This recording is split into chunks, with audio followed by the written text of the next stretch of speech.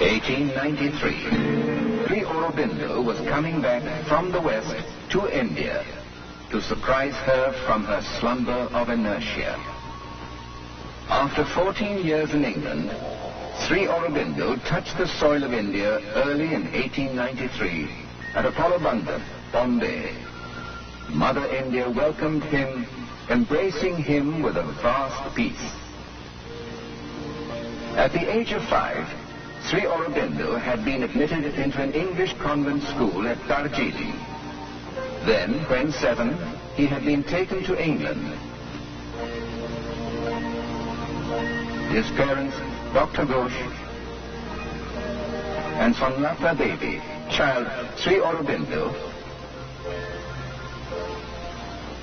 transplanted in the alien earth at that tender age, Sri Aurobindo was made to study at Manchester, London and Cambridge, shining everywhere as a brilliant student. But when it came to passing the ICS, he deliberately absented himself from the writing test and got himself disqualified. But irresistible was the call of Mother India, the mother who was beautiful, who was divine. On the eve of leaving England, young Sri Aurobindo wrote, "Me from her lotus heaven, Saraswati has called to regions of eternal snow, and the Ganges, pacing to the southern sea, Ganges upon whose shores the flowers of Eden blow."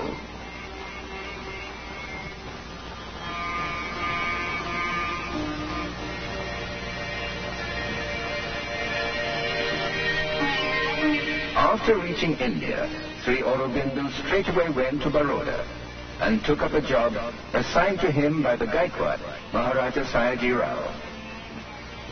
13 years Sri Aurobindo spent at Baroda as a secretary to the Maharaja, then as a professor of French and English at the Maharaja's College. Later, its vice principal, and then as its acting principal. During this period, he married Mrinalini Devi at Calcutta. But his main activities, even during this period, could seldom be discerned from the surface. He was having a rendezvous with the soul of India, with her magnificent heritage. He knew that the supreme mysteries of the creation and of man's destiny are hidden here. And the supreme discoveries of these mysteries, too, must be possible here. To Sri Aurobindo, Mother India was not a piece of earth. She was a power, a godhead.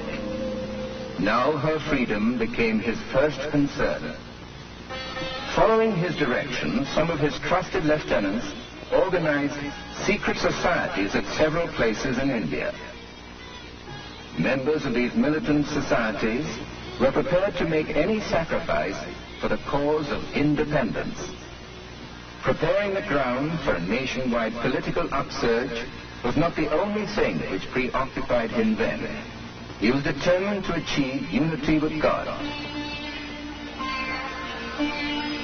Once, here in Kashmir, on Shankaracharya Hill, there came to him spontaneously the experience of the vacant infinite.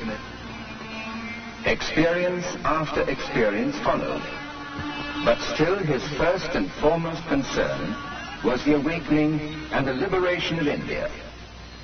The government wanted to strike a fatal blow to the emerging spirit of nationalism in India, particularly in Bengal.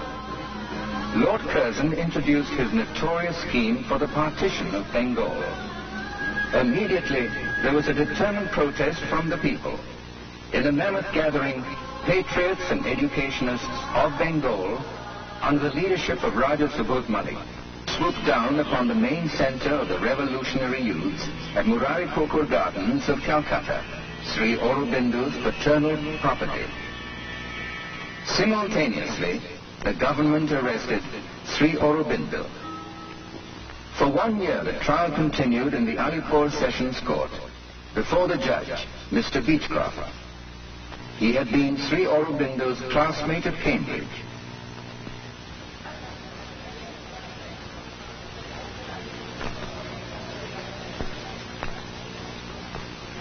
major newspapers were full of reports of the day-to-day proceedings. But while the outside world was full of sensation, Sri Aurobindo remained as detached as a remote star.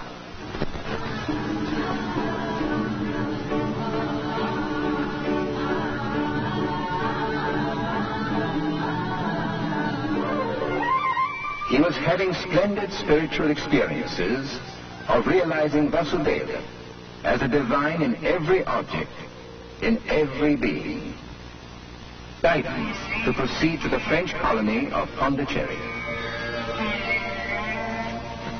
Now he must dedicate himself to explore the uncharted horizons of man's destiny.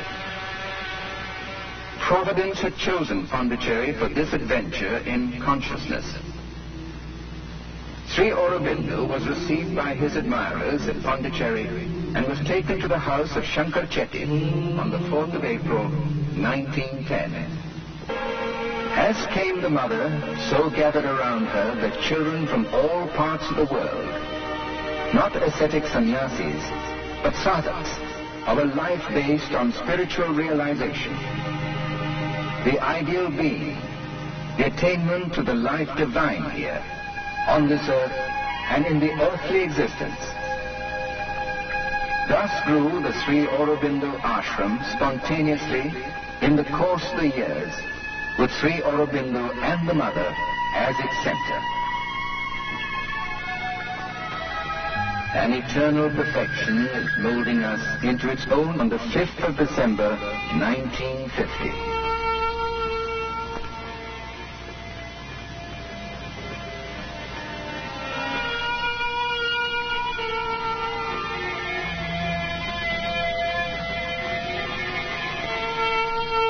For 4 days the body remained aglow with the light which he had brought down.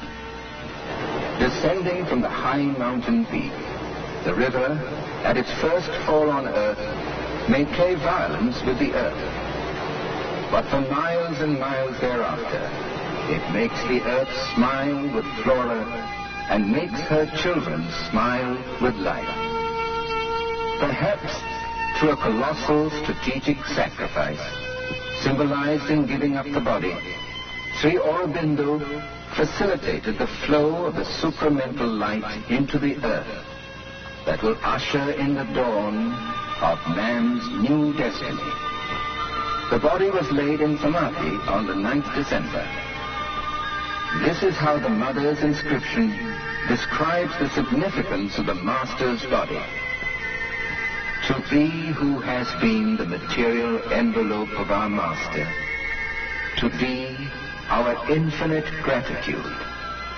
Before thee who has worked, struggled, suffered, hoped, endured so much, before thee who has willed all, attempted all, prepared, achieved all for us, before thee we bow down and implore that we may never forget, even for a moment, all we owe to